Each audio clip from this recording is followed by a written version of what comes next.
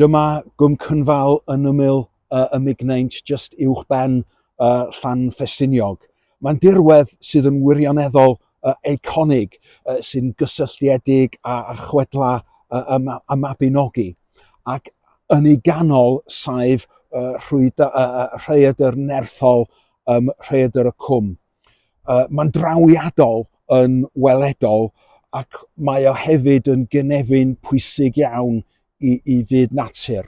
Mae yna fwsogla a llysiarafu prin iawn yn byw yna sydd yn byw yna oherwydd yr amoda gwyb iawn.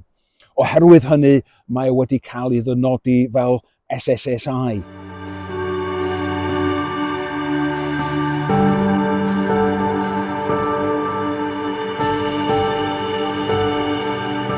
Dros y 10 mlynedd ar 20 dwytha, mae 3 chais wedi cael eu cyflwyno i roi argae bach dros yr afon a dargyfeirio rhan fawr o'r dŵr mwyn cynhyrchu rhywfaint o ynni.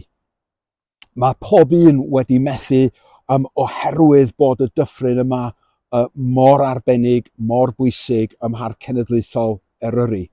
Rwan mae cynllun arall yn cael ei baratoi, ond mewn gwirionedd mae'n debyg iawn i'r cynlluniau eraill.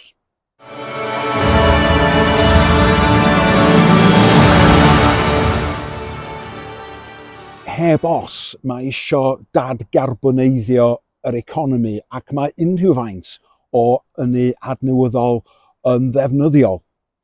Ond yn y marn i, mae eisiau meddwl yn ymarferol hefyd, ynde.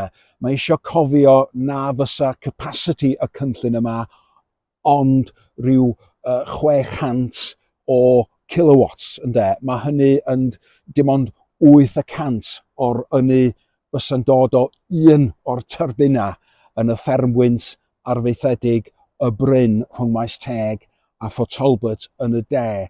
Ydy y maint yna o ynni mewn gwirionedd yn cyfiawnhau niweidio cwm mor arbennig, mor chwedlonol a hwn yn Eryri. Tydw i ddim yn meddwl. Be 'di'ch barn chi?